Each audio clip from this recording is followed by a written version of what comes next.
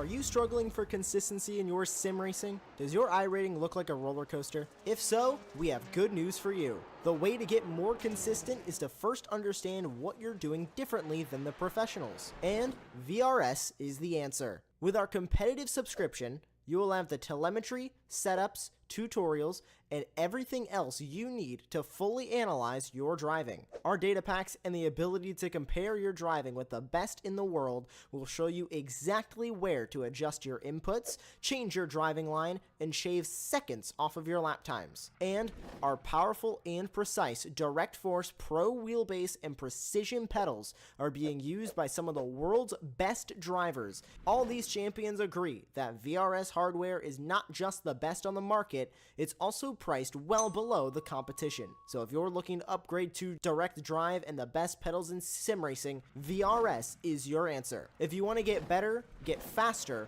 and make it happen sooner rather than later, you owe it to yourself to find out why so many people are switching to VRS. You'll be so glad that you did. Visit www.virtualracingschool.com and learn why the best use VRS.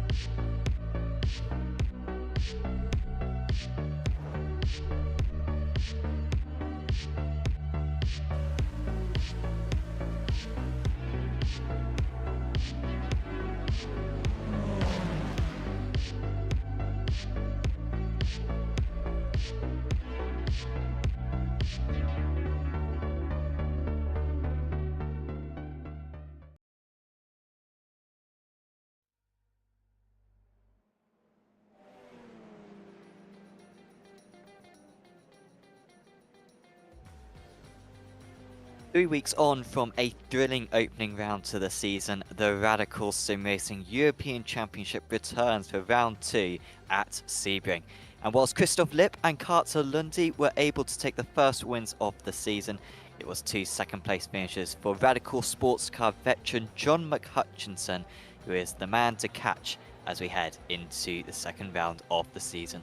Welcome to Apex Racing TV. My name is Sam Fitzpatrick. Got Samuli Kume broadcasting this stream for you tonight on our YouTube channel, and it should be another couple of fantastic rounds. Of course, Monza last time out without a first chicane, and it is a very different circuit that we head to tonight. Sebring instead, a circuit which has so much history when it comes to endurance sports cars.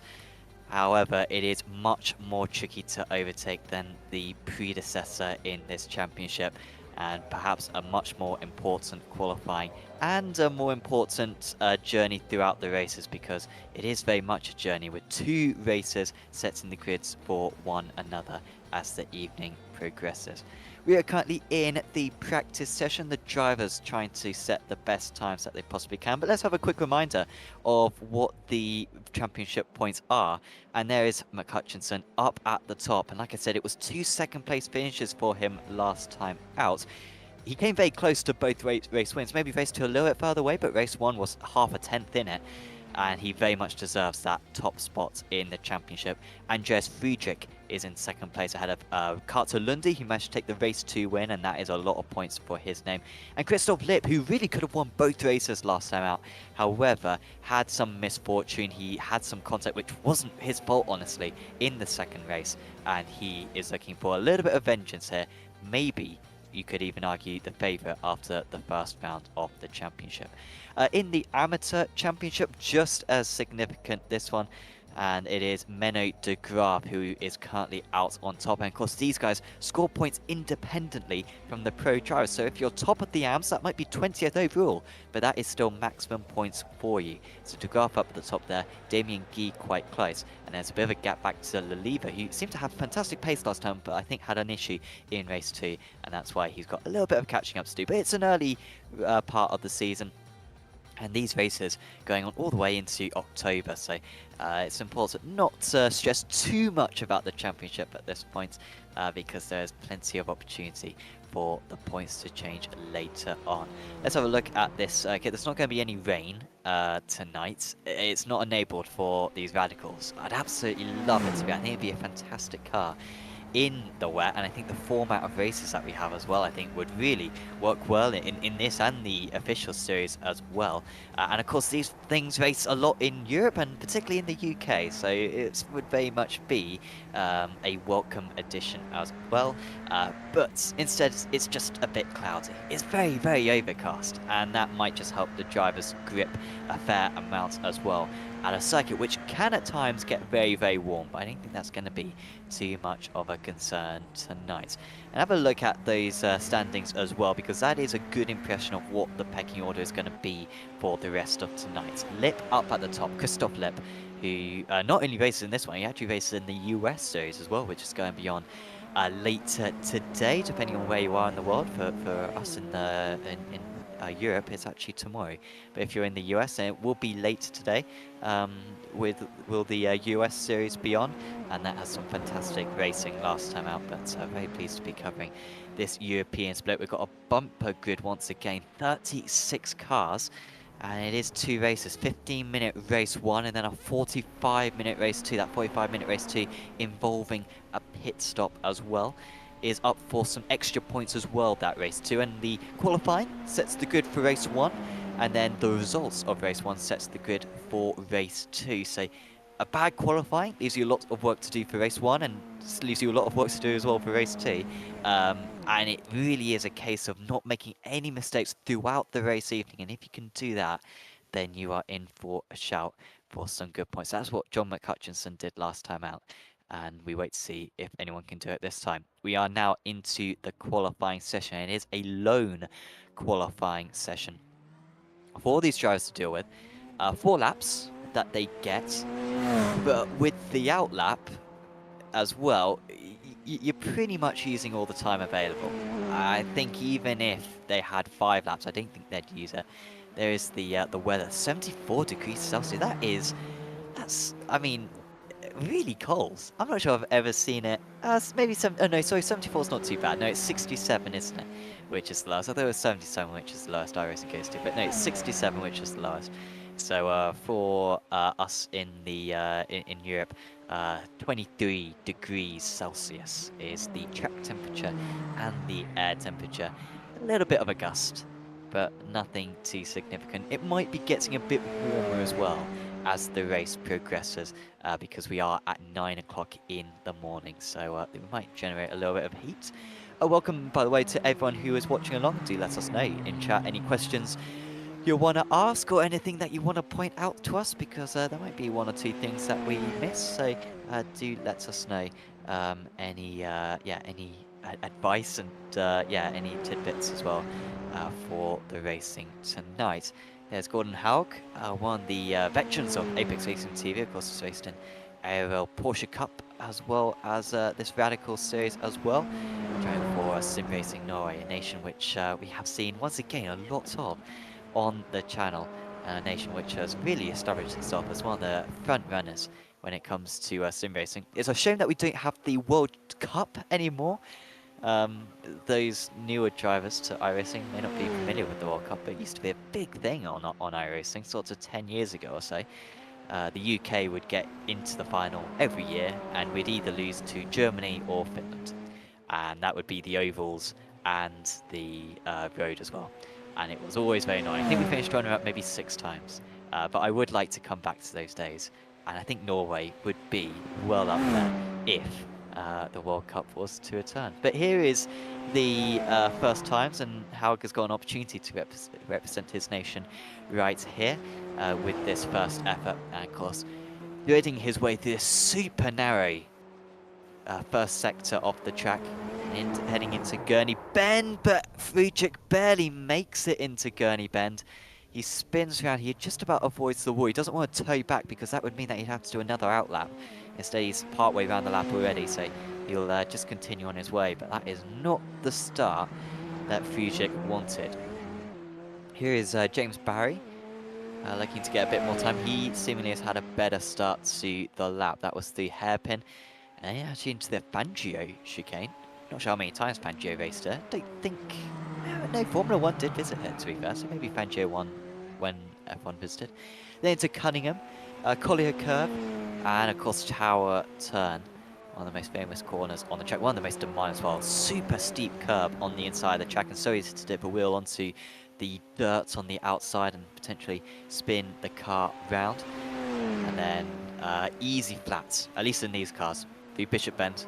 Then it's Gindabian Bend and the Le Mans Curve, which is one of the easiest to pick up a slowdown. Fine, really not threatening the slowdown there. Maybe it's not something that you necessarily do in these radical cars. Of course, they are prototypes and very stiff cars as well, so perhaps a little bit more risky to take that curve. But when you see the GTs come around here, they are taking all that curve and some more.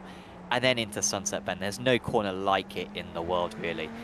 And there is usually only a couple of lines to get through it to avoid the bumps, but I seem to avoid them pretty well there. And his first time will put him into second place, but it is Christoph Lipp who once again, just as we saw in practice, and just as we saw as well at Monza 3 weeks ago, he is the man to beat. And he is on pole position at the moment by 1/10 of a second. John McHutchinson, championship leader, he goes into third place. And of course, whilst Lipp could be caught last time out, thanks to the draft we had at Monza and the layout that we were using, it's not the same here at Sebring. If he can get the lead, it could be a dull evening for him. Now, I don't think he's got quite that pace advantage over the others. I think the others will very much stay in contact with him. But it certainly gives him a chance at least, whereas last time out at Monza, it was just a lottery and it did come down to your racecraft more than your actual pace. And so Christoph will be hoping to avoid that this time. His brother, I don't think is around. The two Lips were really competitive last time out, but I think it's just Christoph that we got out here tonight. So that might be a little bit of a disadvantage as well without having a teammate to back him up. Here's Mats Jestrenbakken, another one of the Norwegian drivers, and he's up there in 4th position at the moment. And top of the amateur drivers after the first runs, it is this man, Alan Locke, ahead of Dorian Leliva, who was really tricky to beat last time at Monza. Didn't have a good race too, but in qualifying, I think Leliva took pole position. So that's a nice effort there from the supercharged motorsport driver to be able to put it up in 14th place overall at the moment. Skardin in 17th place and Berger in 18th place. As it stands, Berger may have been racing in another event that we were having earlier on today, the Racing Unleashed series, as Jestrenbakken goes to the top. Look at that, that's a huge improvement for Mats Jestrenbakken. We wait to see if anyone else can try to match that. Lucas Riz moves up into 2nd place, and maybe my talk of Christoph Lipp running away with tonight was a bit premature, clearly, because he's down to 3rd place now. Ianni moves up into 4th position.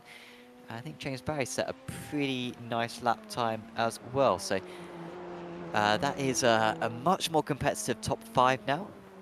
It is Jestrenbakken on pole by 300ths of a second, the top 3 separated by 10th.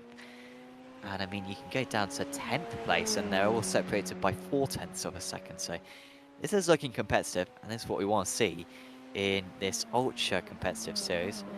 And of course, backed by Radical themselves as well. And it is fantastically organised, both this one and the America's Championship. And of course, we will have a World Finals as well.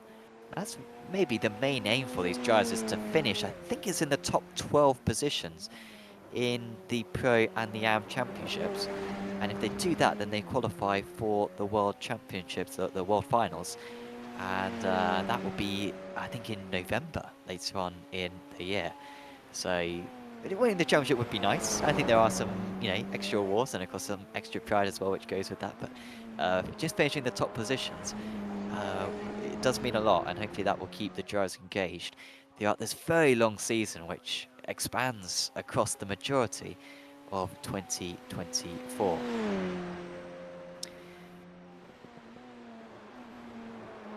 James Barry with a purple first sector, a green sector 2, but his sector 3 was poor, very poor for Barry. It might be an improvement, but he left himself with a lot to do. That's a really good lap there from Barry. But Christoph Lipp goes even faster. Look at that from Lipp.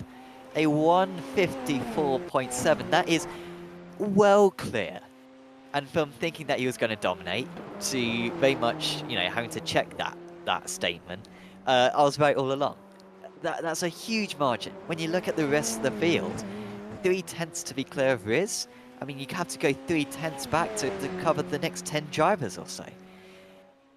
That is quite an impression that Christoph Lipp has made, and it was mainly in the second half of the lap as well, sector 5 and sector 6. I think that's sorts of tower turn up to Le Mans curve, not necessarily sunset, but that sort of back end of the circuit. Really nicely done there from Christoph Lipp. He's still trying to push as well a bit this lap. He's not saying any personal best sectors, so I don't think that this will be an improvement. If he's even got time to get round as well, because once the 10 minutes elapses, that's it. They're not going to be able to set any more time, so this might be it for the drivers. Wait to see if anyone is able to put a late improvement in. John McHutchinson with a purple sector 2, but he's definitely not going to get round, so that's all very redundant, unfortunately. Who can still get round? Paul LeMay in 11th place, he might still get round. Barry, I mean, he's got 30 seconds to go. Remember, the drivers have 5 laps, and they're doing 1:54, so yeah, they should get the 5 laps in. But I don't know, I don't think Barry's going to make this. He's got a lot of track to cover in 20 seconds. Who else is close to the end of the lap? I mean, Barry's as close as anyone. If Barry's going to make it, Lipp's going to make it. I think he's going to make it here, Barry. Not sure if he's fully pushing. But here he comes. He's taking the shortest route to the line. What can it be for Barry? It's not an improvement. Bremer improves to 9th position. Lipp did go again, and he did not improve. But it still posted a time which would have been enough for pole position. So that's the type of pace that Christoph Lipp has got tonight. Scary pace.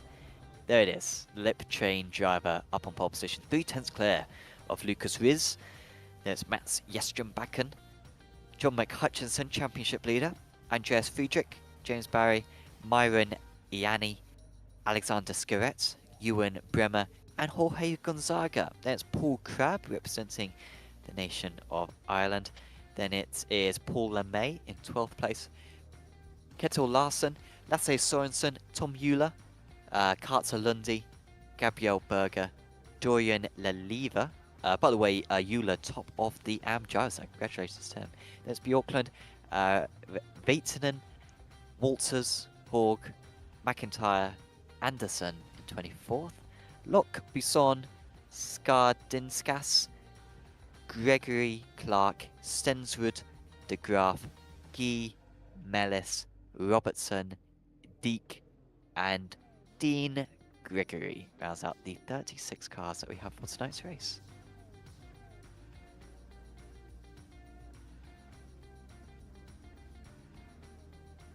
And so we try to look through the clouds at this Sebring circuit. You can just spot about 36 cars, and we are almost ready to go. The lights are on here at Sebring for 2 races of action.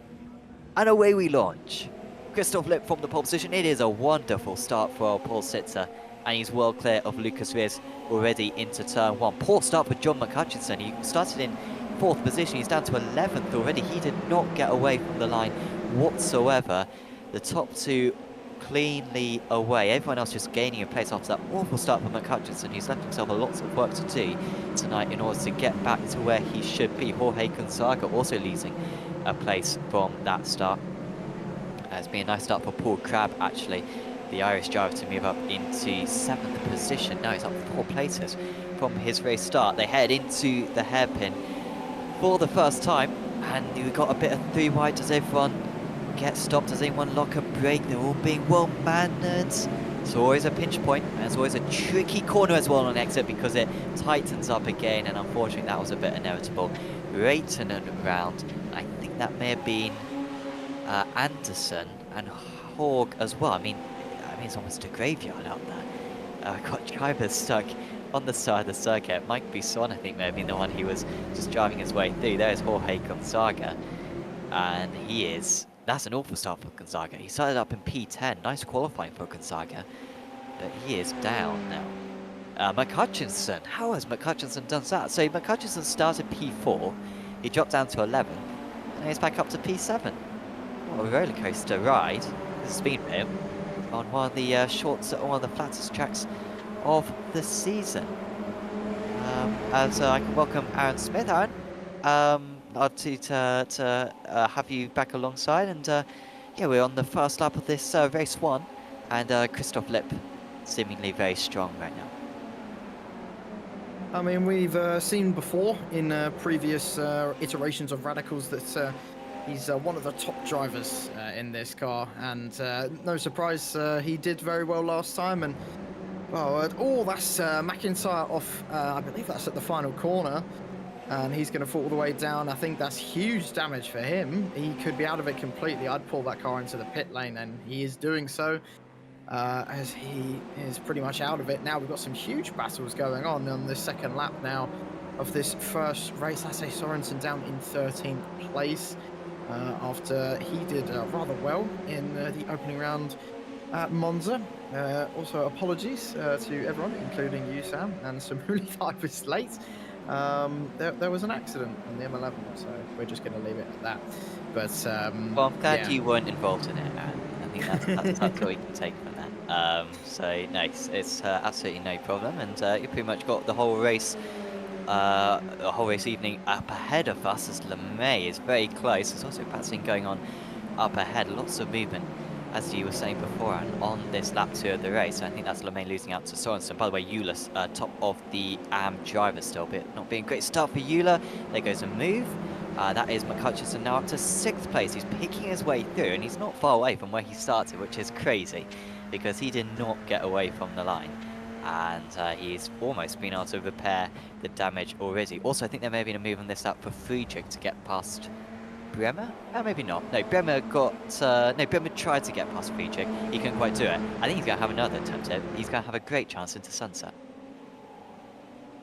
I mean, we know that Sebring can be, oddly, quite a difficult track to get an overtake fully completed, but here goes Bremer on Friedrich. This is going to be for 4th place. They've got a couple seconds to the guys up ahead, so realistically they don't want to fight too much. Oh, that's nearly round for Bremer. He got completely sideways. There is a car in the wall as well. Just saw that in the background. I think that's Crab. He's gone straight into the wall. That's possibly contact, and he will have huge damage as well. Oh my God, that was so close. I'm not sure if he actually ended up hitting anyone, but I think this was contact, just a bit of misjudgment from both drivers. Not sure who else that was that hit him, but yeah, it's a difficult corner to go for a move. You have to judge it to perfection. This is Lelive coming around the final corner. Oh yeah, he's been involved in his own incident. Oh no. Oh no. Oh no. That wasn't with Euler. Was that the 22? I think so. Oh, there was another one. David Walters. Oh, and then someone else got involved. Oh, that was my God. The 33 of Mike Busson also got involved. He was the 3rd car involved. Well, that's a big change for our amateur championship, because the Lever is one of the front runners in the AMS, and that's going to be a big point hit for him. Euler now comfortably top of the AMS ahead of Skardinskas, and then it's Gregory. Gregory's had a great start. Well, Skardinskas, Gregory up 11 places. We've got Deke up 16. Deke started, I think, on the back row of the grid. He's in the top half now. Yeah, we've got a lot of drivers who've made some really good progress, and one of them, one of your drivers who did really, really well in that opening round, Carter Lundy, up 10 places right now. The Canadian is flying along nicely in this race, and it's kind of similar to Monza, actually. He didn't do amazingly in qualifying, but then in the race was very, very competitive. And yeah, he's fighting for pretty much nearly... he's fighting for 4th place with this huge train of cars from McHutchinson all the way down to Bjorkland, and that's Bremer. It's gone into the wall, and that's huge suspension damage for him. I didn't quite actually catch there who he ran into, but he's gone straight into the wall. I'd be surprised if he's gotten away with that. Nah, I think, sure, I thought he was crabbing straight away, but he didn't come into the pits. I'm not sure if he even could, because I think everyone may be on his right. It might be fast though, just to limp around with the laps that he's got remaining. He's going to be done here. He's fighting it. It's the 36 car. but he's going to come off second best, surely. Little bit of contact between the two of them, but he's coming back, and Bjorklund cannot get it done.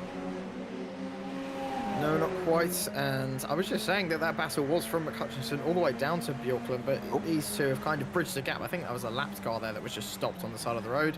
But here goes Bjorklund into the hairpin, and that looked fairly easy for him. I'd be surprised if Bremer didn't come into the pits. I mean, is it worth coming into the pits? And, you know, it's a short race, of course. We've only got about 8 minutes left. His Scarrett trying to go for a move on, I think that was his teammate in front of him, Sorensen, who he was nearly running into the back of.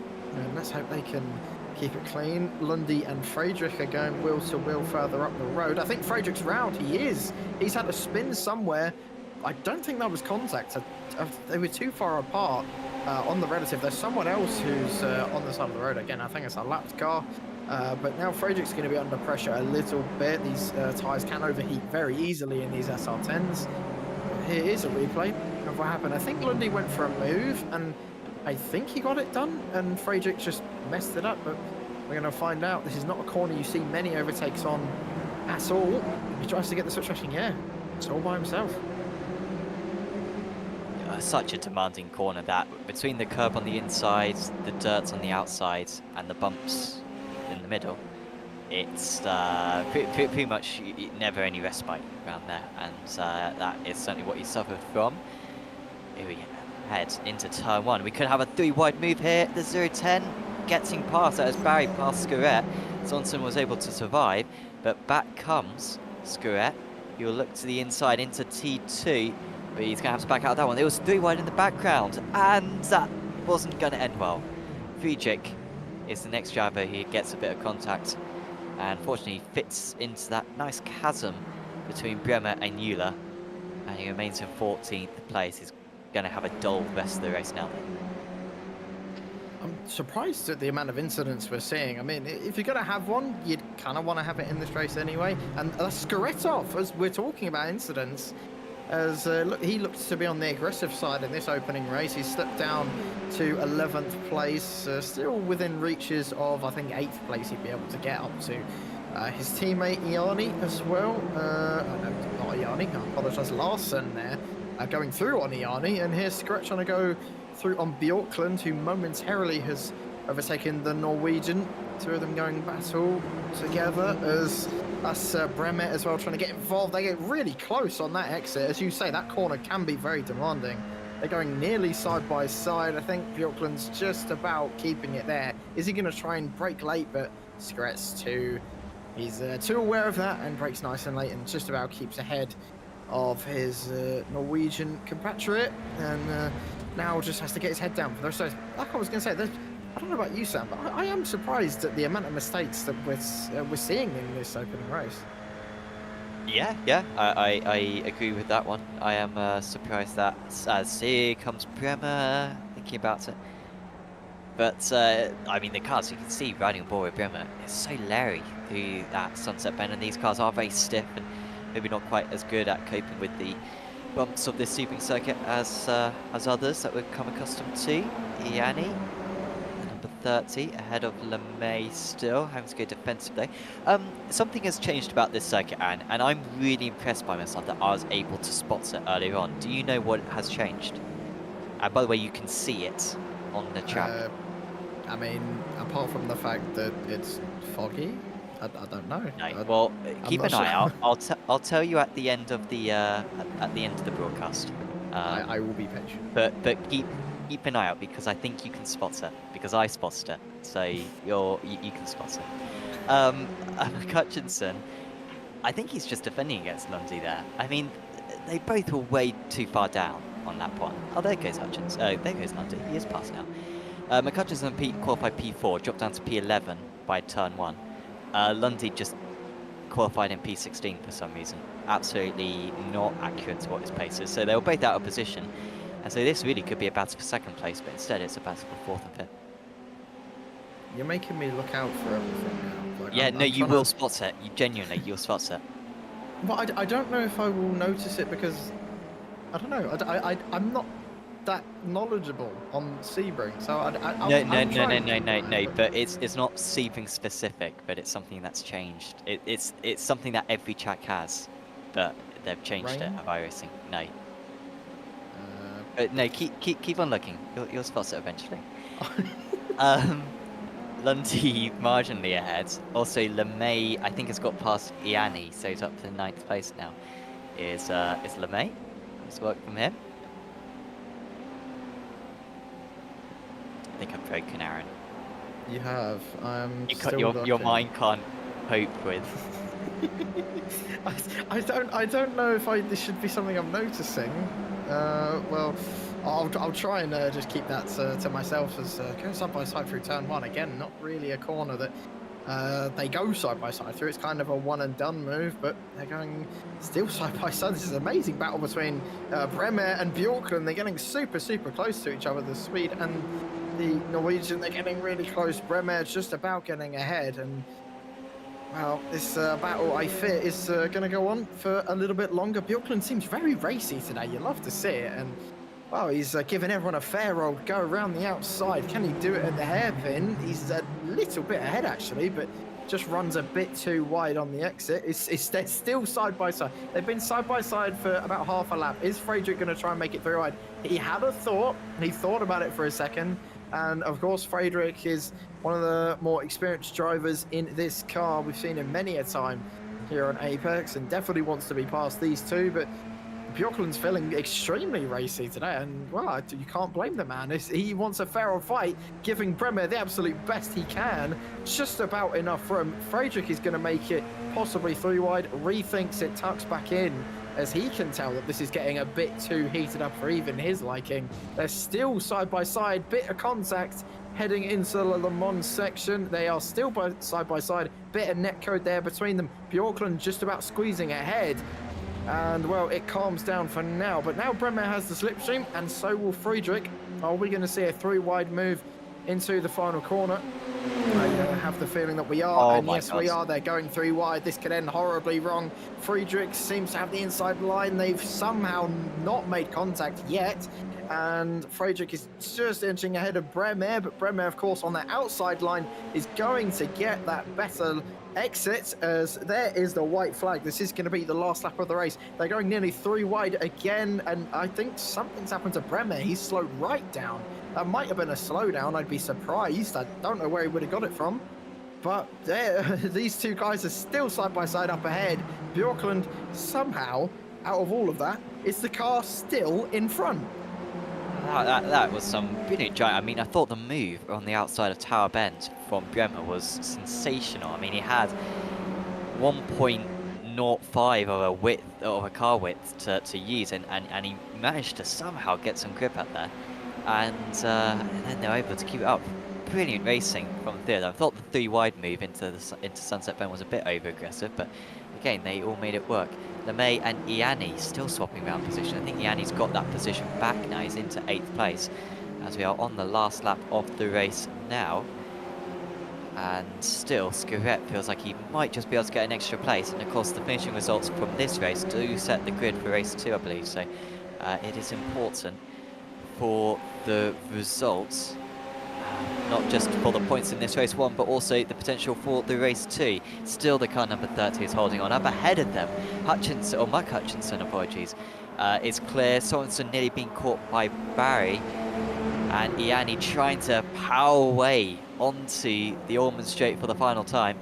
But Christoph Lipp, he has delivered what he promised to deliver after qualifying, and he has taken the race 1 victory once again, just as he did at Monza 3 weeks ago. Behind him, Riz, Jestrom Backham, Lundy, Hutchinson.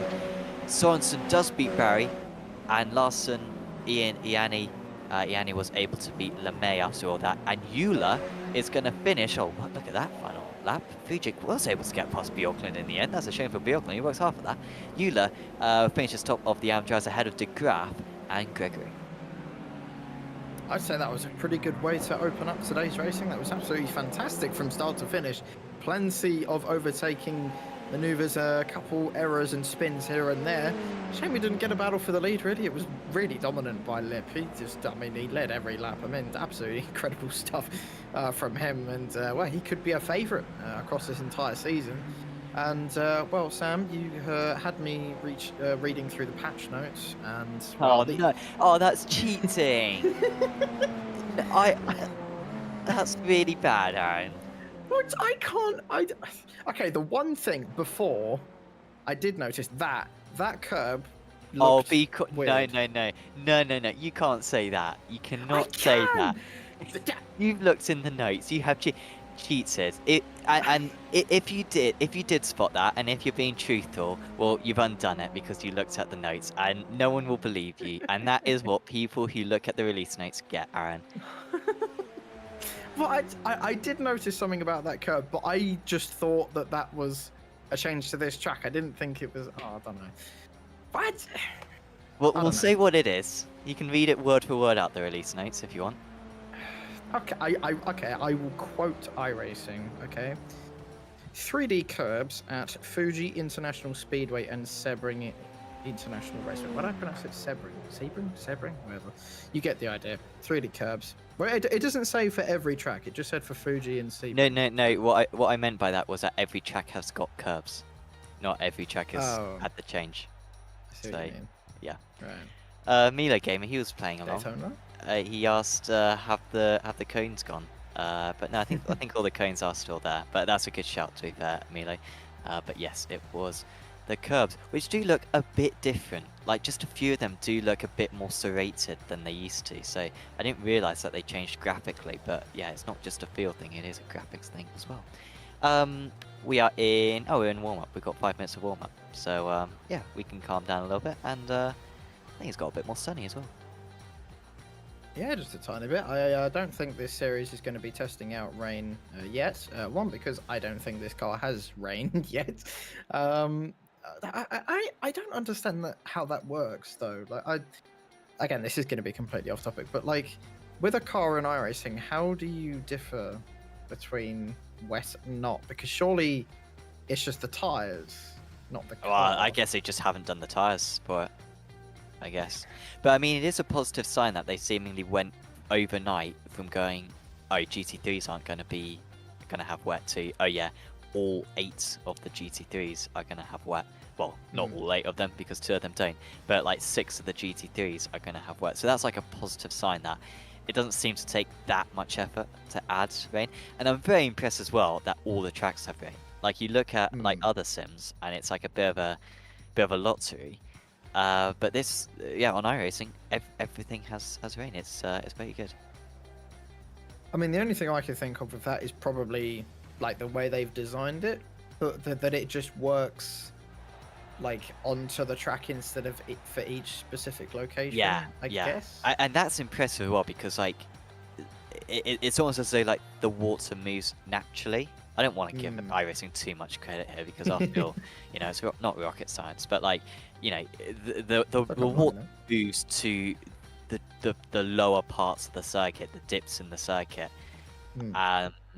which is good, and that's much more sustainable than, you know, having to do it individually for each track. I mean, I know a lot of people. It's basically the only thing people have been talking about for like the past, you know, week. The iRacing rain, but it just is weird that it's taken this long for any sim to get rain right. Yeah. Because it sort of is just generic for every other sim. I mean, it's taken iRacing 5 years to do. I guess that's why. You know, yeah, like, it seems to have taken a lot of effort for them to do it. Yeah, I guess you're right. It has taken them a long time, and it eventually became a meme. You know, just like we got X before iRacing rain. So yeah, it did take them a long time, but I guess when you play it and when you feel it, it does make sense, because for every other game, it literally is just reduced grip and that's it. Yeah, whereas like puddles aren't a thing. Like they're just a graphics thing. You don't actually sort of interact uniquely with the puddles. I mean, I asked this to David the other day, but on the late Apex. But do you think that this will change the attitudes to other games to get rain?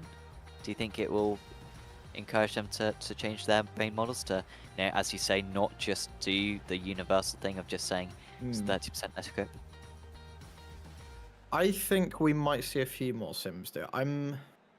I have the feeling like arcadey type games like the F1 game or whatever, they won't care. You know, it's not worth their time developing something like that. But possibly for things like if Le Mans Ultimate does end up being, you know, fairly successful, I can see it being in that game possibly. I don't know. Maybe what like other sims would ACC add it. perhaps would add it. ACC as well. The newest set of Corsa game that might be coming out. I mean, I don't even think the original had rain at all. So just adding rain would be a benefit to the old game. But I've said this before, and obviously you've been asking me questions about Gran Turismo recently. But before this, the best like sim/game to have rain was Gran Turismo, because it actually did it fairly realistically. It wasn't just reduced grip, and you know, props to Polyphony. They did a really good job. Obviously, iRacing have gone and one up them. Sure, yeah. I mean, I think everyone else is going to be like, that looks like too much effort. Yeah. You know, for the rewards, you know, our system probably won't even be as good as iRacing's, and it will take a lot of effort, and it's something that, I mean, it'll be interesting on iRacing whether people in 2 weeks' time they're like, you know, it's realistic, but it's quite tricky. It's annoying. Yeah. So I don't really like it. So depending on what the reception is, that maybe they will change, but I think it's not going to set off a revolution, I think. As the grid for race 2, this one much longer, 45 minutes, is on. And it is Christoph Lipp on pole position, ahead of Riz, Jestrom Backham, Lundy, McCutchinson, Sorensen, Barry, Larson, Ianni, and LeMay. We won't go through the whole grid because it's the same standings as race 1. We've maybe got a couple of drivers out of position. This is the unique thing with race 2, is that you get some drivers who had poor race 1s who are out of position. Mike Busson is definitely one of them, down in 24th position. Paul Crabb down in 27th position. Jorge Gonzaga down in 31st. Skar Dinskas also down in 32nd. Could do a lot of work from those lowly positions. But here we come, the drivers curving round the sunset bend for this very long grid, and away we launch. It's another fantastic start for our front row of the grid. It's not a great start for Jestrom back, and he's already dropped down, but he might try to get that position back on the inside of the circuit in that IGL Coatings car, and he is going to have to just slot back into 4th position. He has lost a place on this first corner as there's a big side swipe, and that is Bremer hard into the wall for SimRacing Sweden, and that was just unlucky for him, and he will need to take an early fast repair, and he is one of the big casualties. Also Damien Guy having a bit of a setback, Mike Busson right in the mix of it, but as always, Christoph Lipp out in the lead. Yeah, not surprised by Lipp retaining that lead at all. He's been absolutely outstanding so far today, and won't be surprised if we see him leading for most of this race. But he's going 3 wide, as you mentioned. Busson down the order, should possibly be towards the top 10, but makes his way up into 22nd place. He's had a good start, and of course we're going to have a look at Bremer's accident once all of this settles down a little bit. Gonzaga as well, like you mentioned, actually getting overtaken there by Howe, who's just gone up the inside, and also Leliva. That was a really opportunistic. I don't know, Gonzaga was just being too conservative, but just got done twice in the space of 1 corner. Could be about to happen again. He's got a lot of pressure from McIntyre behind, but he's got a good launch. Looks like Guy is struggling on this opening lap around the outside, and yeah, Guy I think got a slowdown or something, and has just let him through and up into 25th. McCutchinson having a small issue. He's got down to 9th now. Lap 1's is not... He's not good on the start. Yeah. No. It's unusual for him. He's not bad on the starts. I think usually he's McCutchinson, a very experienced driver. He knows how to get through, but it was an awful launch in race 1, and he's just been maybe just getting out of line a little bit in this race 2. He's now got LeMay sat right behind him, also further up, very close between Riz and Lundy. Oh no! Oh no! Oh no! Oh Oh no! my God. Oh no! No! No! No! No! No! No! No! Yeah, I caught a glimpse of that and was like, that's going to end horribly. Oh, And yeah, okay, Paul tries to and get it's in. getting worse. Oh, there's 2 cars that have gone off, and Paul, yeah, he's going to get a penalty for that. This is Gregory, who's had an incident as well. He's going to have to be careful rejoining. That's Berger as well, who looks down and out of it. He's going super slowly. I don't know if he's letting him back past. Yeah, I think he might have accepted responsibility for that. Here's Friedrich as well, who had a difficult first heat race today, making some decent progress so far. Only at 1 place, but you know, better than losing or crashing. So one's better than nothing. So he can be fairly happy with that. In the background, Tom Euler and LeMay going wheel to wheel. Tom lost out that time round, and just had to let LeMay. Oh dear, that was Bjorklund. No, that was De Graaf. Another driver really suffering with the bumps. And that car just oscillating when he put the power down and spun round. He's made contact somewhere. I don't know if that contact was just now. I think it was. But he's certainly got some damage to the front end of that car, and I feel like he's a bit sheepish getting back up to speed. Not good for the 59. Mellis is a bit slow. I wonder if that's a slowdown for Mellis, because he's going very slow. He's also starting Paul Crab. Highest gainer, by the way, so far, Dorian Leliva, 18 places gained. Yeah, Dorian's had a really good start. Another driver that was a lot further down than he should be. Had a pretty good first round as well, considering where he was. That was very close with Buson getting almost into the back of Leliva. But yeah, Buson, again, 2 drivers who really should be higher up. McHutchinson making progress as well. He's back up to 8th. And I have to say that Lip is just... I don't know how he's doing this. He genuinely is just...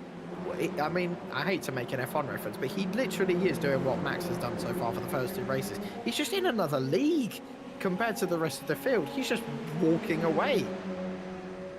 Only 6k iRacing is Lip. It's not that high, really. There's higher drivers in the field. John McHutchinson is 7k. But he needs to get his iRacing up. And Jess Friedrich, actually, who were watching, 6.1k. So, yeah, this isn't absolutely typical for Lip, but he's clearly put a lot of practice in this week, and he's very, very quick.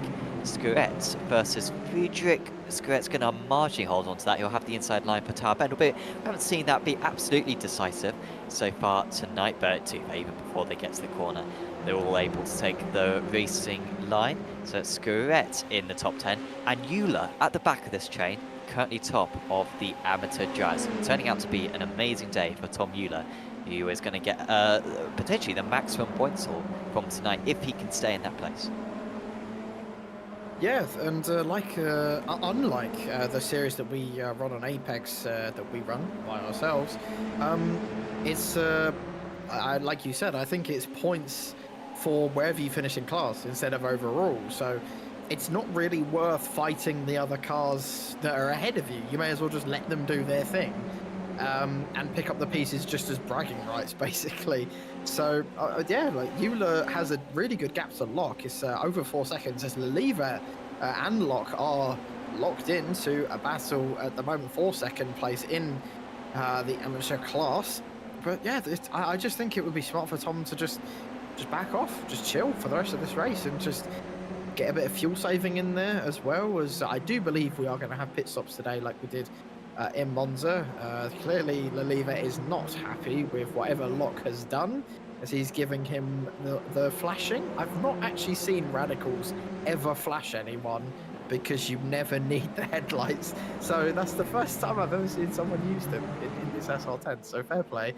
Lundy there going into 2nd place. That looked fairly easy on Reese. He's Lundy, again, like I said, is just really good in the race, and has some decent pace. He actually was going quicker at times in that first race than Lip, so could the Canadian potentially catch up to Lip and actually give him some sort of a challenge? It's 1.8 seconds, but it's not impossible. Yeah, I mean, I think because he qualified in P16, and so it's taken him 22 minutes to go from 16th up to 2nd, and now he can try to put some pressure on Lip. Bjorklund. Oh, he's not hit the wall. That's a miracle. Had a good race 1 as well, did Bjorkman. I think he was P13 in race 1, but down to 21st in this race 2 now. Oh, Riz has got back past Lundy. They've had an awful lap. Oh no, Lundy. That's a Lundy, slowdown. Lundy, Lundy. Well, we bigged you up, mate, and you've tried to prove us wrong. So thanks for that. He's got to slow down, as you say, Aaron. And, well, he'll stay ahead of Yesterbacken, but he's just making it tricky for himself. And he's going to make it even more tricky for himself if he lets past Yesterbacken. He's going to have a couple more cars to overtake him. Yeah, well, now that that's happened, I don't think anyone is going to challenge Lip unless something major happens.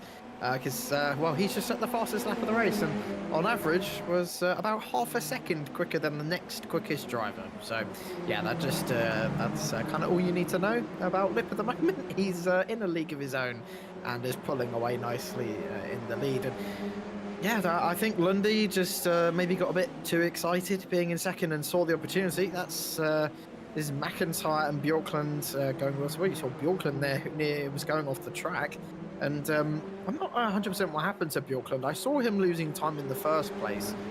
He lost about 3 seconds initially, and then we saw him have an off. So I'm not sure what happened on that previous lap to the Norwegian, but it was not good. And he's got a bit of ground to make up and locked in a battle with McIntyre at the moment. And then a big old gap of about 3.5 seconds. Just gone down now, 2-3 seconds. I think Reese. Oh, that's a big one. That's a slap into the wall. He's definitely going to need repairs after that.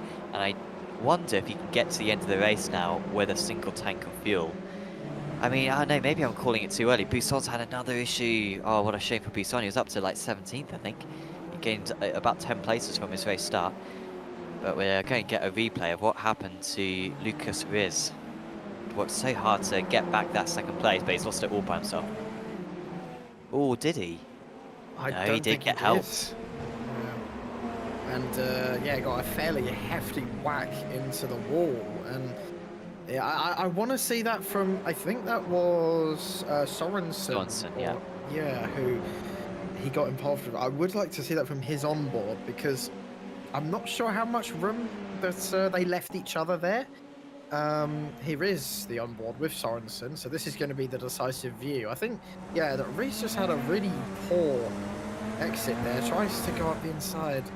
I mean, I'm blaming Sorensen for that. I think there was never a space. Yeah, I think I'm inclined to agree with you. I think maybe Reese could have been a bit more cautious considering the length of this race, but yeah, I do agree that was more on Sorensen. Kind of went for a gap that was more or less going to close either way unless Reese just completely left him that inside line for those few corners.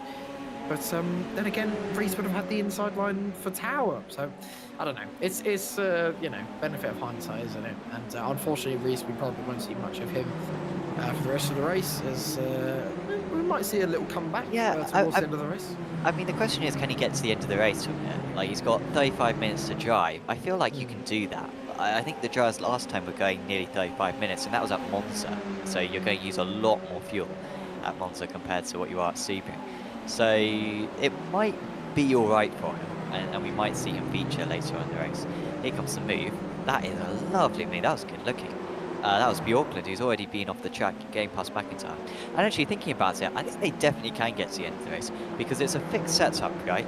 But like the fixed setup doesn't use the whole tank. So I think you might even be able to put on lap 1 and go to the end of the race, because I think the tank in these things actually goes a while, but it's just the fixed setup that they have to use limits them to like 30 minutes. So it's almost like he's basically on an undercut now, and he's driving, got to drive as fast as he can, and I think he might still finish in the top 10 come the end of the race. Yeah, it's entirely possible, and of course, I think these guys do get a fast repair, so it didn't cost them anything in the pits. So, and he has some clean air as well, which is a benefit. But I guess the big downside, of course, is that he has, I'm guessing, a pretty hefty amount of fuel in that car. So he's going to be going a bit slower than these guys up front at the moment. As Bjorkland's coming to the pit lane, one of the first drivers, I believe, who's coming in for a proper pit stop. Yeah, he just made that nice move as well, didn't he? and he thought, no, I'm now coming into the pits. So yes, that is quite early. Maybe he saw a bit more traffic up the road and thought, nah, I can't be dealing with that. By the way, leader of the Amjar is still Euler, but Leliva, remember, started some 18, 19 places behind Euler, and he's only 4 seconds behind. This would be some comeback for Dorian Leliva. He may not be leading the championship coming out of this round because he had an awful race 1 earlier today. But he's once again demonstrated that he's probably the fastest driver out of the amateurs. I think today maybe Locke he got pole position out of the amateurs, but in the race, or at least in this race too, Leliva has been in a class of his own, and I think will catch Euler by the end of the race, and could well take home a crucial few points for his championship tally. Yeah, and I mean, obviously, I don't think we've seen obviously the entire story with Leliva. I don't know if that was just pure pace and he's an absolute madman coming through the field, or just took some opportunities and you know, snuck his waist all the way up to 13th place. And we'll keep a close eye on that gap, as it could potentially turn into a really, really good battle for the lead in the AMS. But while we move away from that, this is the battle for the last few spots on the podium, which is between everyone from 2nd all the way down to about 6th as they go side by side. Lundy, of course, with that slowdown earlier on, costing him dearly, as it's nearly 6 seconds to Lip in 14 minutes. We're not even at the distance yet of the first race, where, of course, we would be on white flag, but either way, Lip is, well, just driving off, and I don't think we're going to see any of him for the rest of this broadcast. So, yeah, it's unfortunate that we won't see him really at all, unless he's lapping someone or made a mistake. But these guys are going to fight it tooth and nail for 2nd place. Lundy, I believe, out of all of these guys, definitely looks the quickest, but is a bit mistake prone. I think I'm right in saying that. Of course, he did get that slowdown. Yeah, I mean, yeah, it's odd because I swear he's taken 2nd place now about 4 times, and yet he keeps on being re-overtaken. And I don't know if that's mistakes from him, or whether just the draft effect is so strong on these cars that he keeps on being left vulnerable for the next straight. But yeah, I really thought he'd take 2nd place and then just pull away and almost maintain the gap to Lip.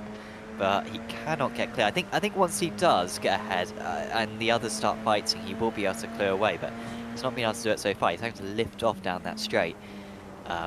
Because the draft effect is so strong.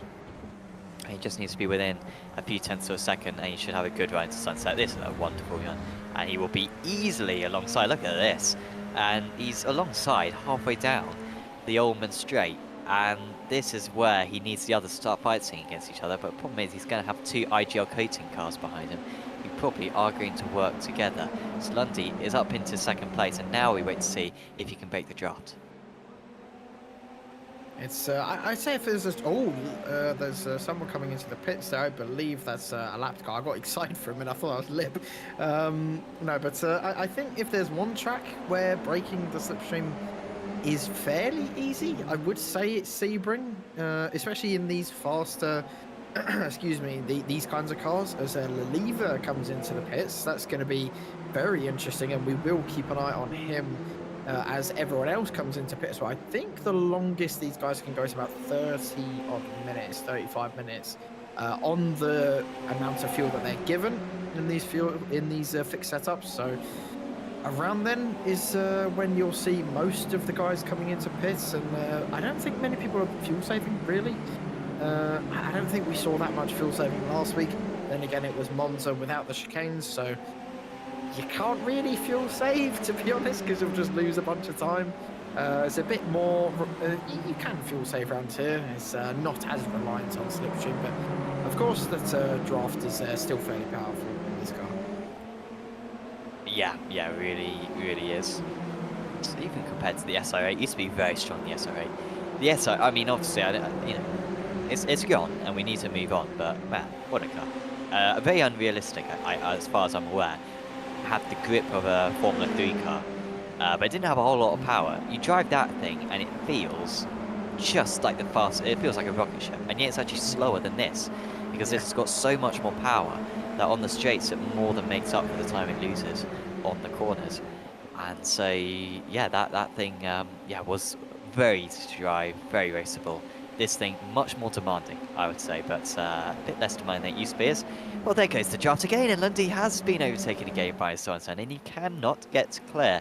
I wonder if he'll just get bored eventually and come into the pits and try to get the undercut. But the problem with that is that you risk coming back out into traffic, and if he did pit now, he'd probably come out. As he comes back again into turn 1, Sorensen trying to stay alongside. This isn't really helping either of them, because you feel like whoever gets into second place will inevitably be overtaken. But Sorensen has taken that second place still, and the others can start to catch up a bit. But yeah, if they pitted now, I think they'd be around Leliva in 24th place. Oh no, actually they'd be clear of Leliva because Leliva has pitted himself. So no, probably around Melis, I think, in 21st. I think you're right in saying that. I mean, judging by where Leliva has come out and also Reese, I think Reese possibly, your prediction of him getting back into the top 10, maybe. It could potentially happen. I think there needs to be a few more incidents for that to happen.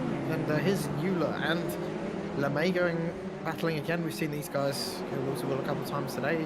Looked like Euler was just letting LeMay go through there unharmed. Yeah, this is odd because Euler on that last lap was over a second faster than LeMay. So he's been catching, I think. But yeah, did not seem to fight. I mean, Euler was the second fastest man on track that last time round. So he's certainly got more than enough pace to fight with LeMay. Yeah, but then again, maybe Euler is just taking into account that, you know, he has got someone else to fight. LeMay really isn't his, you know, place to battle with will to will, as you see on the time between Sorensen and Lundy inevitably battling again. It's sort of those 4 cars, 2nd, 3rd, 4th, and 5th, all just in, and 6th, of course. They're all just in one clump right now, and they're all, any one of them could finish on the podium. So they're still going side by side. As you said, Sam, it's just costing them more and more time, and it's just hurting them. And well, the longer a battle goes on. No. Well, I was just about to say it. Yeah. Well, yeah, I was just about to say the longer a battle goes on, the more likely something's going to happen. And well, it happened, and unfortunately for Sorensen, it happened to him. So yeah, he's still got some time left in this race. He's only lost about 4 seconds, I think, from this pack. But I'd have to say, just from first look, I don't know about you, Sam, but that looked to be on Lundy. It did. I don't think there was much movement under braking, and I think Lundy has tried to get a bit too close to. And you're absolutely right. I mean, you called it as it happens. Like, the more you battle, the higher the risk happens. If it's a 1 in 20 chance of crashing, and you try it 20 times, well, chances are you're going to crash. So that is the predicament that they brought themselves. Look at that long train though. It's some fantastic racing, and yeah, I'm on the Riz hype train. Oh no, he's just done a bad lap actually as Riz. Oh, what's Riz doing? It's an awful lap. I was about to say I was on the hype train for him, because I thought with all these guys battling, he could get himself back into play, but nah, not with lap times like that. He needs to get back in the 55s. It was in the 57s that last round. By the way, Andreas Friedrich has casually been absolutely flying along. He was outside the top 10 earlier on. He started P12. He's just at the fastest lap of the race, 55.09, 1.2 seconds faster than Lundy in 2nd place. He's now in the pack, so he can't really do much. And these guys at the back of that pack, coming into the pits, they've had enough. They don't want to be part of that stuff. Sorensen, of course, had the contact before. Maybe he wants to get his fast repair done in case he's got a little bit of rear damage.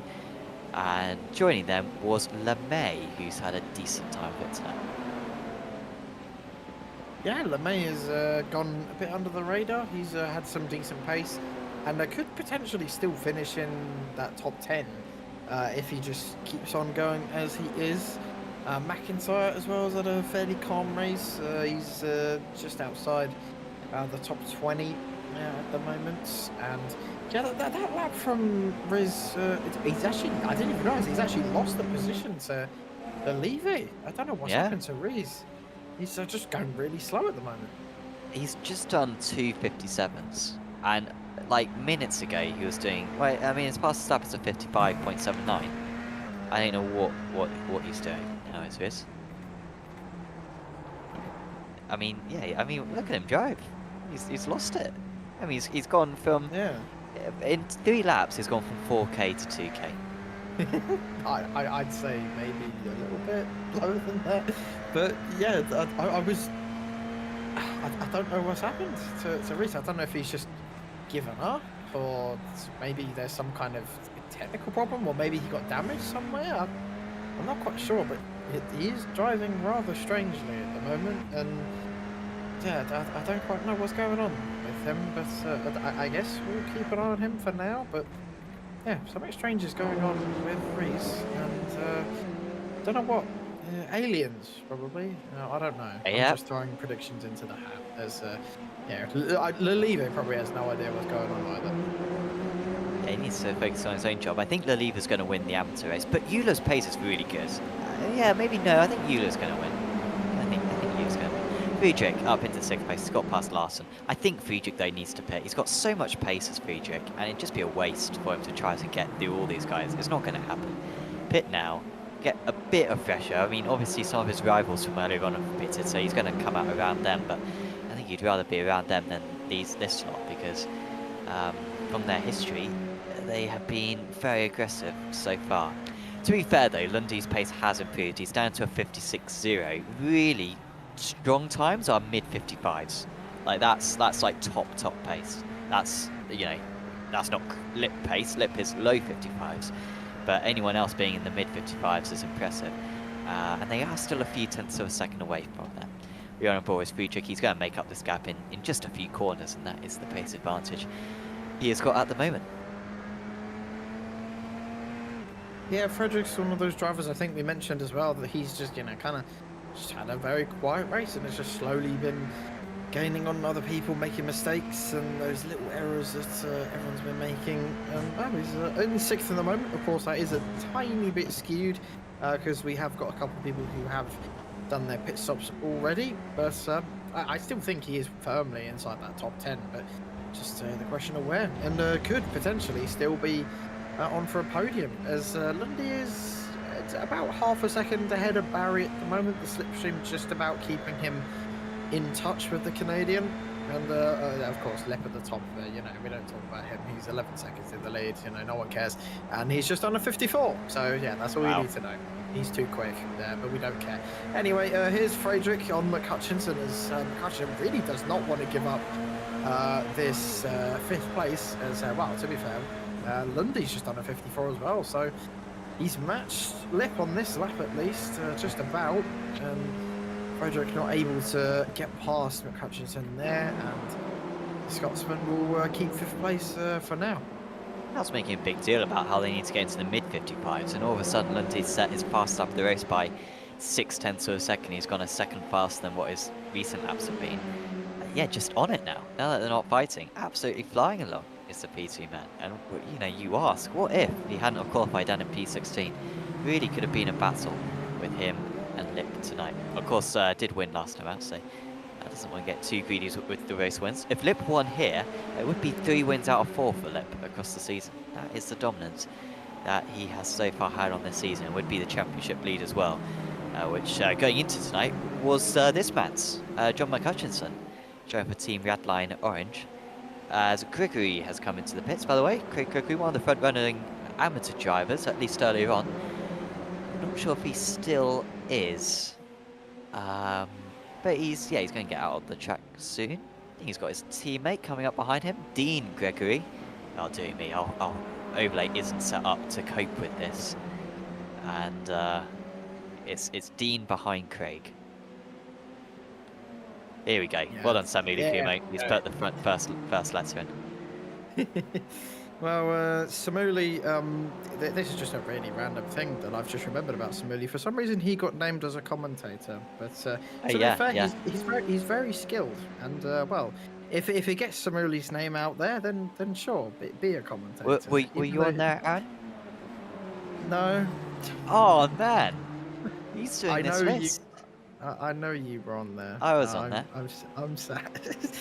There are a couple people on there that I feel like the list might be a bit outdated. Or because... Adam Barth and Andrew Woodhouse, legends of Apex Racing TV. Probably the reason why I even joined the company, because they are, absolutely. I can only try to emulate them, but yeah, absolute legends. But yeah, they are on there. They haven't done a commentary in about 5 years.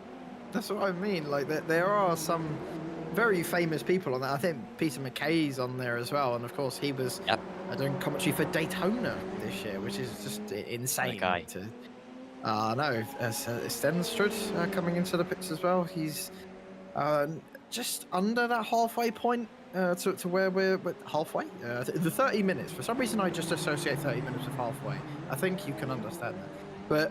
Yeah, we're getting to that time where people are going to start pitting somewhat soon, maybe a couple laps earlier than others. But yeah, I was a bit sad that I wasn't on there. But I mean, there were other people as well that were not on there. Tim was on there as well. I mean, I don't think you should ask to be on there. It's the 29 of rates and enemies pass. I don't think you should ask, because I think one day you're going to reload that page and you're going to see that your name is on there, and it's going to be the best moment of your life. So yeah, keep working away. Don't go for the easy option. Don't look at the release notes. Work at it, and you'll get there. So Lip is into the pits. I just feel like you're going to use that against me. I think that's the ultimate metaphor for taking the easy way in life. I just thought, you've looked at the cheat sheet rather than really doing the journey. Do the struggle. That's what people enjoy. Be like Sisyphus, pushing a rock up a hill. He enjoys pushing the rock up the hill. Don't just have a crane to put the rock up the hill. Sure, no one understands that reference, but that's fine. I've already had a difficult day. I was an hour late home because of an accident, because the M11's the worst motorway in the world. But yeah, we should probably get back to the racing, because that's what we're here to do. Everyone, most of the grid is sort of. What leading? He's effectively leading. He had a fine pit stop. Ooh, you know what? One guy has had a bad pit stop, and that guy is Paul Crabb. Because pit stops are meant to last between 11 and 15 seconds, but he has now been stationed for 30 minutes. I reckon he's sped or cut the white line. Possibly. Cutting the white line would be surprising, but speeding... Again, actually no, yeah, because I think Sebring is one of the more easier tracks. Like, it's fairly lenient on the speeding. You can really push the limits of the speeding in the pits, so yeah, I'd be surprised. 40-second penalty. Yeah, fair enough. And well, he's going to be regretting that. No. That's what on earth? It's gone down to 1K. I did say this. It's worse than 2K, but it just looks like he's completely locked up into the hairpin and just gone straight on. So yeah, race is just getting worse and worse, and it looks like it was all done by himself. And I definitely feel like he's just slowly giving up, as the top 5 who didn't come into pit have come into pit. Oh god, that could have been bad. I'm not sure who that was in front of him, but my goodness. May have been Laliva, I think, in front of him, so he did good job not to avoid that. I think in reality, I think he was taking a few too many risks right there. Taking a few too many risks. Christoph Lipp now leads again in this race, and we're watching Lasse Sorensen trying to re-overtake Barry and Larson. Oh, Larson's actually jumped McCutchinson, by the way, in the pit stop. Really quick stop there for Barry and Larson. 10 seconds, and they are going to be in second and third. They were fuel saving clearly in that pack, whilst McCutchinson Well, not necessarily McHutchinson, but mainly Lundy was pushing out in the lead. Those guys were saving fuel, and it's worked out a treat for them. Barry now up into second place by a margin, up ahead of Larson, who's jumped McHutchinson. McHutchinson jumped Lundy as well, so he's gone from second down to fifth, and it's not worked out particularly well for Yestrombacken either. That is an incredible job that Barry's done. He's actually gained, I think, around 2 seconds on Lip as well, which is insane. But Barry's done a fantastic job there. I don't know if he's maybe done a little bit of a cheese somewhere and maybe done something he shouldn't have. But I mean, either way, that's incredible from Barry. I mean, the only thing that worries me is obviously the lever, who's actually quite far away from Euler and actually battling with Locke now. This is Gonzaga, who he's with side by side at the moment, though, who's trying to hold on to 14th. But yeah, the lever's coming in early clearly has not worked for him at all. And actually, Locke has a better chance at winning than he does at the moment. He's nearly a second up the road, but Euler is then nearly 6 seconds up the road. So I have the feeling Euler is fairly comfortable in this race now. But back on to what I was going to say about Barry. I hope he's not going to do what Peugeot did during Qatar and just underfuel the car by like 2 laps. So let's hope he's got on that one right. Sorensen's had a bit of a setback. He's now down to 8th place. He was, a moment ago, I think, in 4th, I think. I believe he was ahead of McHutchinson. Oh, as Lundy has got past McHutchinson now. So that is 4th position. These guys have already battled quite a bit between each other. I mean, Barry's pit stop actually wasn't that quick, at least in comparison to Larson. It was 10.6. It is the shortest pit stop of anyone, I would say. Oh no, he's that spun. Oh no, that is Friedrich Brown. And I think it was a back marker he spun. Was that Dean Gregory who spun? I think you might be right on that. And well, yeah, Gresham-Backen as well. And I'm not sure who just said something in chat, but yeah, someone clearly on the voice chat was not happy at all. This is right at the back of the field, and yeah, just a missing spin. And oh no, I think that was Gresham-Backen who was the one who went past Friedrich at first, and yeah, he's just gone straight on. I think he's picked up damage as well, so that's 2 of the people who were possibly within a shout of a podium. Now that's completely gone.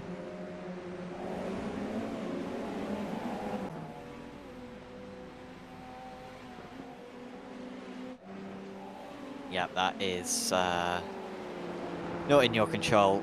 I think that's one of the worst feelings, isn't it, when a lapped car spins ahead? I mean, it's not the lapped car's fault, obviously. Like, they're trying to drive their own race, and of course there's a lot of cars behind them as well, so they can't be super passive driving. Otherwise, they would just, you know, be overtaken for the remaining 10 minutes of the race. They've got to try to keep on pushing, but that time pushing too much. Larson now being caught by Lundy.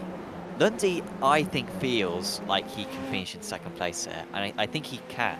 And it would be a phenomenal comeback for a guy who I feel like has had a lot of setbacks in this race. Has been overtaken many times as Lundy, but he's in the draft. He's just at the fast lap of the race, and he's going to be up into the rostrum positions if he can get on the power early through this turn 1. And he's got a fantastic exit, and he's up to 3rd place. He's got 3 seconds now to catch up to Barry to get second place in this race. Yeah, Barry, I think at the moment we've got just about 9 minutes to go in this race. I want to say that he's kind of secured that second place. It's going to be tough for him if Lundy does end up catching up to him. This is the lever who, of course, after those incidents just a lap ago, is nearly into the top 10. One more incident and he will be in that fight, but this is for second place in the amateurs, and the lever does look very quick at the moment compared to Locke, but of course with that early pit stop has just lost so much time to the rest of the cars. Got Gonzaga and Friedrich are behind him as well, but that's a really bad exit by Locke, and lever just goes straight on past, and that looked fairly easy. And well, Locke's going to be under pressure now from Gonzaga and Friedrich as well into these next few corners, as there goes Gonzaga out the inside, but was fairly well held by Locke actually. He's kept on to 12th place. Fair play to the man, that was really impressive stuff. he's not letting the lever get too far away at the moment. He doesn't want a few pro drivers to be between him and his main rival. Euler now 7 seconds ahead of these guys. Euler's pace earlier on was just phenomenal. I mean, I really thought that the lever was going to catch up, especially considering how far behind he was and how little time he lost making up all those positions. But it just feels like Euler's always been in clean air. Now he's got a bit of traffic as Euler, but that first stint just seemed to be able to punch his own hole into the air and set his own pace. So it's worked out really well for the European driver. Here comes Locke, getting close to Leliva. Leliva strong on the exit, as he so often has been in this race, and he keeps 11th place, still the highest gain of anyone, up 23 places. He started in 34th, did the Frenchman. Yeah, done a really impressive job so far this race, and well, of course we've got a little bit left to go in this race, so it can easily be undone. So hopefully he can. Honestly, it's probably a bit frustrating for him, of course, not being able to get a victory after the tough time that he had in that first race. But honestly, the second place from where he started is super impressive, and he should be really happy with himself. Of course, you know, being fairly dominant up in the front, Euler at the moment, he's going to be a bit sad, but yeah, like I said, Leliva should be really proud with himself at the moment. And well, let's see if he can keep on to 11th place and second in his class at the moment. Locke potentially could hold on to 12th place. Definitely is going to hold on to third in AMS unless something happens, because McIntyre is 15 seconds behind. That's huge. That's the gap between Lip and Hutchinson, which, you know, from first to fifth is well, it goes to show Lip's dominance today, and at the moment is still extending that gap up at the top after those pit stops. And well, I wouldn't be surprised if maybe that gap ended up being maybe about 12 seconds by the end, as he's just set his personal best, although it's not the fastest lap of the race. That, I believe, goes to Lundy at the moment, who's just ever so slightly quicker, a few hundredths quicker, and well, we'll see what kind of lap time Lundy does on that lap, and was nearly half a second off the pace of Lip. So yeah, there's the pace difference between Lip and the rest of the field. Yeah, Lundy's not going to catch Barry, unfortunately, unless Barry makes a mistake, but he's been very secure, and that would be a bit of an under-the-radar second place if Barry could get that 7th place on the grid. Did the British driver start, and so he's had a great time there. Here is McHutchinson. He's coming back, oh, well, not coming back actually, because Lundy was able to get past Larson, and he's now trying to do the same on the IGR Coatings driver. Oh, and in front of them, went wide, Lundy, but he kept it on the track, and he fairly scuppered McHutchinson's attempt there, because he was trying to run on the outside, and he saw a car almost stationary exactly where he wanted to put his vehicle. And so Lundy very much quashing any chance of an overtake there, and crucially bringing these guys back into draft range, and maybe the battle for the podium isn't quite over. Oh no, Bjorkland. Another off for him, but he's still in 17th, and I think he's only lost a position to his teammate there. Yeah, Bjorkland's had a rough old time in this feature race, and oh, that's super close. Oh my! I think the iRacing netcode gods were on the side of Larson there, because I don't know if anyone else saw, but that's the closest I think I've ever seen two cars run without crashing, because I'm 99% sure Hutchinson was in Larson. No innuendo intended, but that's just how it was. They were literally inside each other. I'm not quite sure how they've gotten away with that, but it means the battle can continue. As Hutchinson runs very wide through that final corner, and there's a lapped car there. Let's hope he doesn't get in the way of this fighter. I believe this is going to be the penultimate lap. Oh, that lapped car getting in the way of Larson just a tiny bit there, trying to cross over and not hold these guys up, but it is very difficult to let them through unless you just, you know, compromise your line and go off the track basically. So fair enough from that lapped car. Here is the lever still just about holding on. I would have thought he would have maybe pulled away from Locke and these other guys, but he's not really. He's just held them firm at the moment. And well, if I am right, and this is going to be the penultimate lap, and we'll have one after this. Oh then- no, he stepped a wheel no. onto the curb. I mean, Well, he didn't take any more curb there, Oliva, than he would do normally. It's just the way that he's caught it. And the dismount off the curb, that is a disappointment for Oliva. He's only lost 1 place in class, so it's not too bad. I think that's 2 points in the championship that he's going to lose. But that, and I think it would have been satisfying for him to beat those 3 guys while he was queuing up behind him. But you can see, I think the guys behind him take even more curb than he does.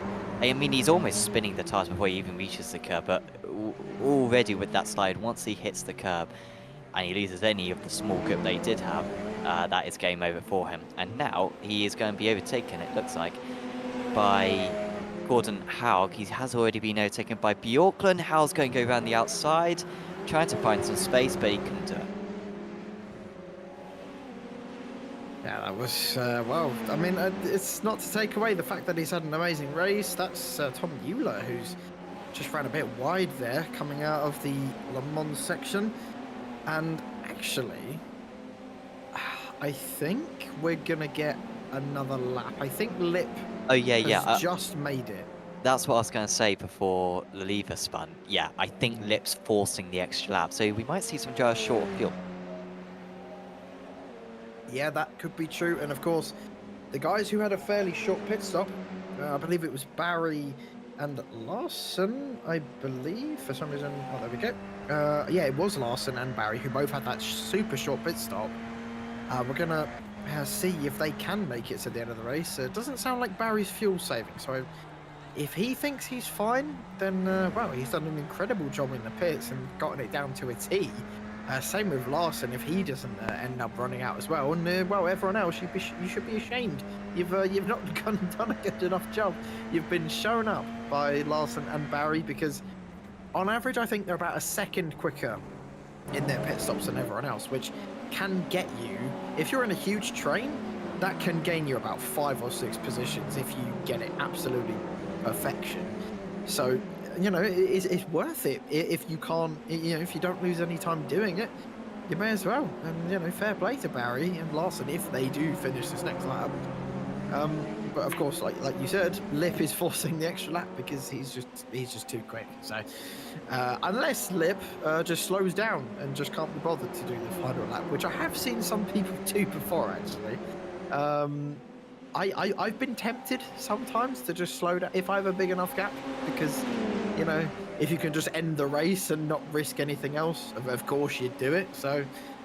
But judging by the pace that Lip is setting, yeah, he's not going to do that. That's Damien Guy going off at the hairpin, and he rejoins fairly safely. That's William Deek. And there's a big spin, and that's a huge incident there in the final corner. That's Gregory, who's down in 28th. One of the cars who is a lap down. Hutchinson's just set the fastest lap of the race, so the battle for the podium on this last lap could still potentially be on. And to confirm, Lip did force the extra lap. If it weren't for him, we wouldn't have had this extra lap. So that is how quick he has been. Yeah, that battle for the podium is still looking good. I don't think Larson's necessarily the most reckless driver, so he's not going to go for anything over-aggressive on Lundy. He stands to make more good points. Would be a first and a third for Lundy in the first 2 race 2s of the season. That is better than anyone else.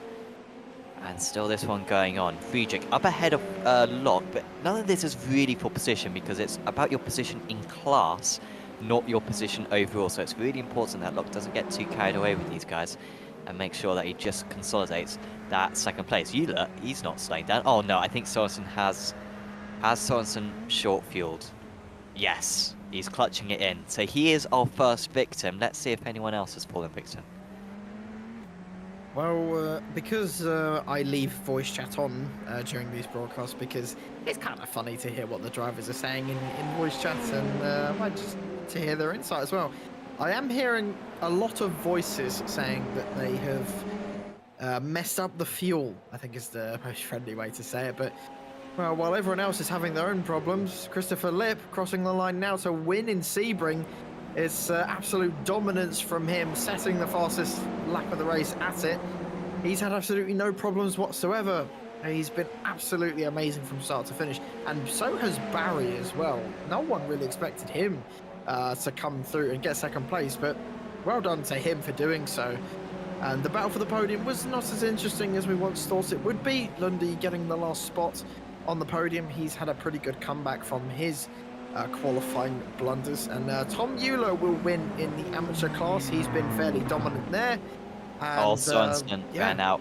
Sorensen lost about 5 places in the final couple of corners. Agonising for the Norwegian driver. He seemingly suffered more than anyone else.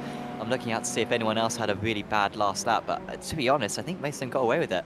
Tom Euler maybe was a bit short on fuel, but Mike Buisson has also underfueled it, but at least he's on the lead lap. He's going to lose out to Mellis. He's going to lose out to Berger. Robertson's the next one. This is going to be close against Robertson. 5 seconds behind. 4 seconds. Buisson's barely going to make it. He's just limping along. It is such a flat circuit, this. He's not going to be helped by gravity. Oh no! I don't think he's going to make it, Aaron. And he's going to be given a push. Oh, this is some of the best stuff you'll ever see. And the 999 helped him across the line. Craig Gregory gave him across the line, and they both beat Mano de Graaf. Wonderful stuff. And Lightning McQueen would be proud. That's the first thing I thought of there. Giving him a push across the line, and well, that's a real sportsmanship. I don't know if you'd see something like that in real life. I'd like to think so, but yeah, the great sportsmanship there to help his fellow competitor over the line. And but really unfortunate that Mike couldn't quite make it on his own steam, but yeah, it was really entertaining nonetheless. But yeah, a rather tricky day at Sebring for most of the grid, by the looks of it. Yeah, and there was the final results for the race 2. Christoph Lipp gets, I'm not sure if he gets a perfect score because you get bonus points for off tracks as well, but I imagine he didn't pick up any off tracks. I mean, the guy was immense. So 13 seconds clear of the rest. There was Barry, Lundy, Larson, McCutchinson, LeMay, Scoret, Ianni, Friedrich and Gonzaga running out the top 10. It was Riz. I said Riz might get back in the top 10. He just fell short despite really struggling in those closing stages. Don't know what happened to him. There was Sorensen, Bjorklund, Riitsinen, Horg, Buisson, Clark, Jestrenbakken. I think these are all the pro drivers, by the way. And then in the amateur category, because of course the points are done separately, so this is really the best way to represent it. Tom Euler with the win ahead of Locke. Wasn't that much in the end. Euler did have quite a slow last lap. Leliva held on to 3rd place despite a spin. Then it was Jeff McIntyre, Ole Gunnar Stensrud. There was Mellis, Berger, Robertson, Gregory de Graaf, Skardinskas, Gregory, Guy, Deek and Anderson in 15th. The credit to the AMs, all but one of them were still running come the end of the race. Who have we got for a chat? Aaron, would you like to have first dibs?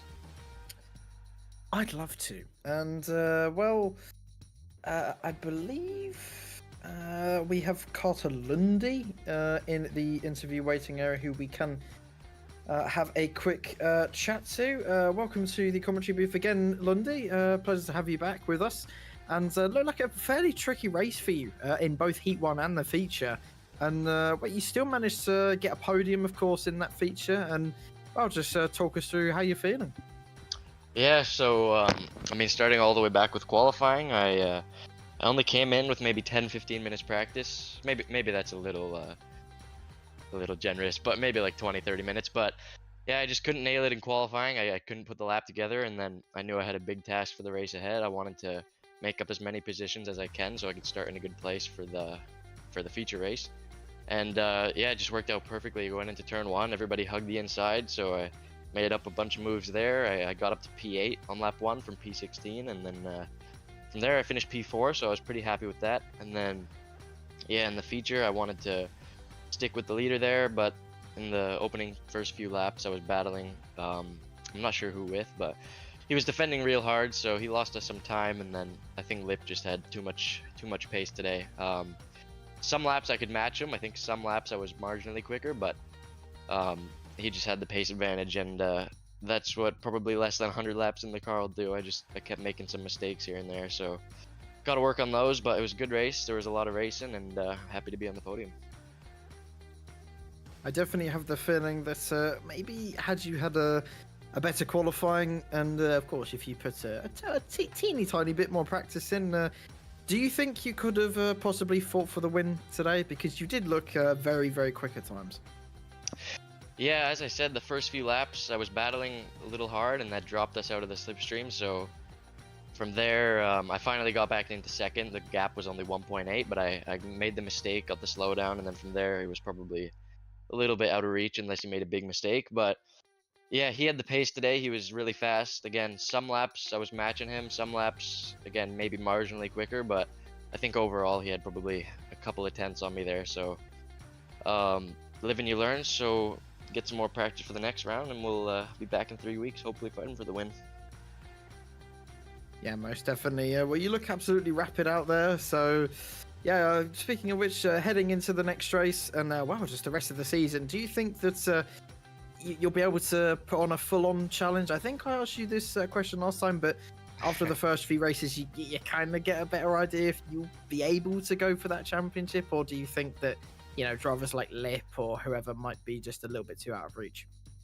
Well, I'll say the same thing I said last time. I'm not racing to lose, so yeah, I mean, we'll see how it goes. I think I can be up at the front fighting for wins, as I had the first 2 races, but a little bit more practice, a little bit more fine tuning. You know, throughout the race, I was still figuring out the gears a little bit, figuring out where I could short shift, where I could be in a higher gear. So just a little bit more experience, and I could have been there, but yeah, we'll get there for the next round. Well, we hope to see you back up at the top throughout the rest of the season. And before we let you go, Carter, anyone you want to give a shout out to? Yep, thanks you guys again for putting on the broadcast. Once again, Apex Racing, a big name in the community, so it's nice to be racing on this channel. And speaking to you guys after the race, and thank you to everybody for putting it on, Radical SimRacing and Radical Motorsport. So yeah, it's a great championship, and I'm looking forward to the rest of it. Well, thank you for having a lovely chat with us, Lundy, and we hope to see you up at the, maybe even the top step of the podium in the future. Yep, thank you guys.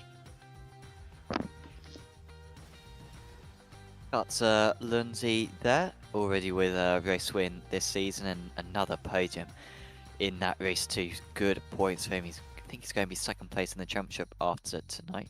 Maybe behind Mac Hutchinson, actually. Maybe third. Next up, we will chat with James Barry, who joins us now. James, congratulations. A really good race too. But let's take it back to race 1. A very tight battle, really, against all you guys in the top 10 for most of tonight. It looked like a lot of fun to be involved in. It was fun. The first thing I have to say is apologies to Paul Crab, who I did take out in that first race on the second lap. I just got it wrong. I wasn't looking for a move, but I wasn't careful enough behind him and ended up going into the back of him. So I should be happy with my finishing result, but I'm a bit muted after that. But yeah, as you said, the first race, it was fun. I was just trying to take care of myself, not be too aggressive, because you saw in the second race how aggressive everyone was being, and I ended up taking advantage of that. So yeah, I just played it cool and waited for my chance. Yeah, was there much fuel saving in that race too? Because it looked like you had a very short pit stop. Yeah, just a little bit, yeah. It works well. I mean, everyone was battling so hard ahead. I mean, like, the battle for second was changing every single lap. And I think, yeah, you and maybe it was Kettle Larson, perhaps, you guys did the wise thing of just thinking, nah, I'm not going to be involved in that, and just saved a lot of fuel. But, I mean, it wasn't just that. Like, you know, you had a 10.2 second pit stop. It was the quickest pit stop anyone. But you were 3 seconds clear when you came out of the pits. I mean, it must have been an epic in-lap for you to be able to make such a break. I think it must have been the fuel, because I'm sure... I mean, I suppose I would have had an advantage on my in-lap, having a lighter car than everyone else, and I don't know if they were battling already on their out-lap. But yeah, whatever I did, I mean, I knew how much fuel I had to put in, and I knew how much I'd saved, so I just put in what I had to put in, and I guess everyone else put in too much. So that's on them, really. Was there a little bit of a concern when you saw the extra lap? Because if it weren't for Christoph, you would have done one less lap. And we thought, you might be in line to, be in trouble there. But how much did you have spare when you got to the checkered? No, it was the amount of laps that we did was exactly as I calculated, and I was never in doubt there was going to be an extra lap than what I thought it was going to be. So I had enough fuel to do the little parade lap coming in as well at the end, so that was all good. Very good. Well, congratulations, James, on that very good points haul tonight. A 7th and a 2nd is very good stuff. Is there anyone you'd like to give a shout out to? I'd like to shout out to my teammates, Andreas, Myron and George. It's really fun doing this with them.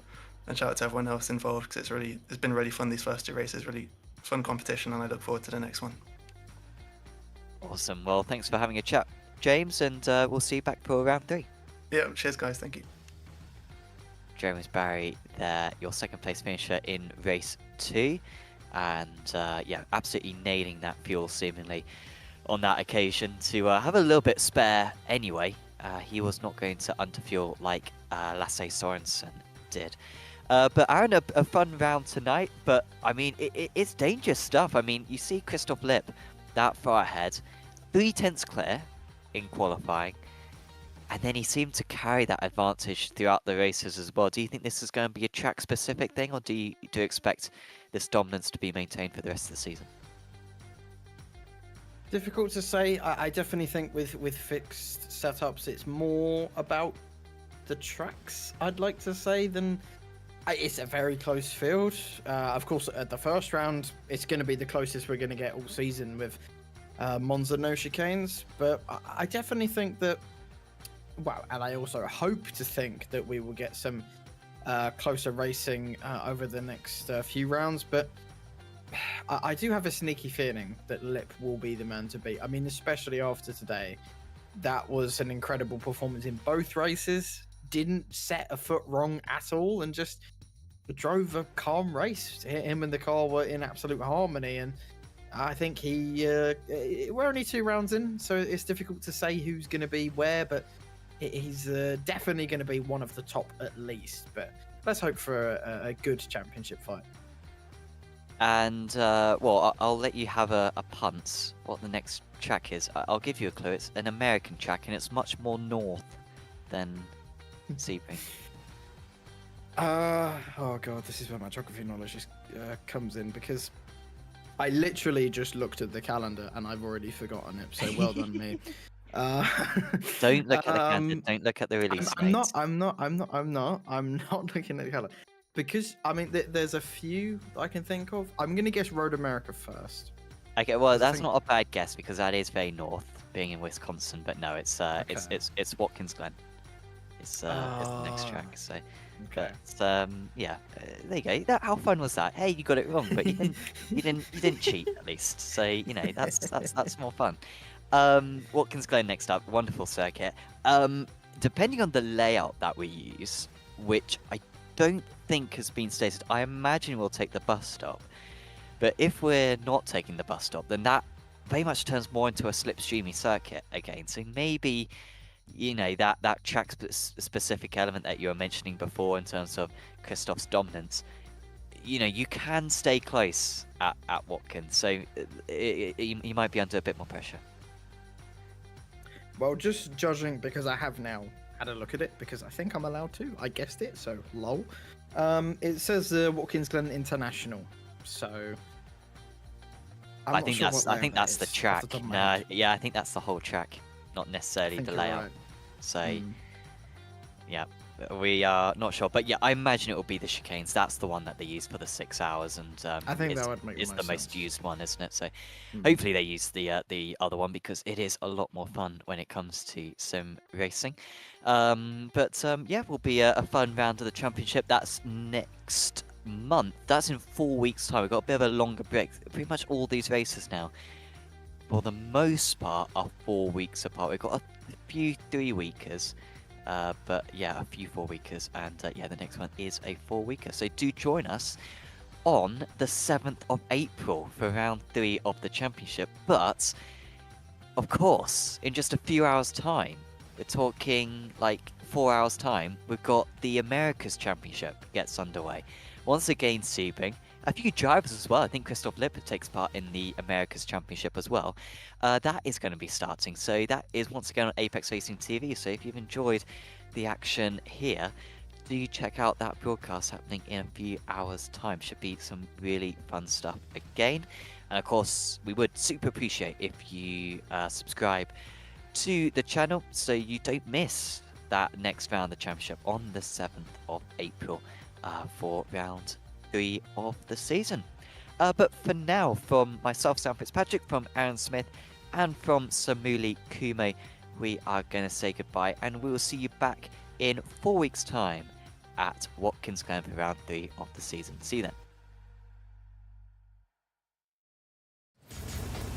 Are you struggling for consistency in your sim racing? Does your iRating look like a roller coaster? If so, we have good news for you. The way to get more consistent is to first understand what you're doing differently than the professionals. And VRS is the answer. With our competitive subscription, you will have the telemetry, setups, tutorials, and everything else you need to fully analyze your driving. Our data packs and the ability to compare your driving with the best in the world will show you exactly where to adjust your inputs, change your driving line, and shave seconds off of your lap times. And our powerful and precise Direct Force Pro wheelbase and precision pedals are being used by some of the world's best drivers. All these champions agree that VRS hardware is not just the best on the market, it's also priced well below the competition. So if you're looking to upgrade to direct drive and the best pedals in sim racing, VRS is your answer. If you want to get better, get faster,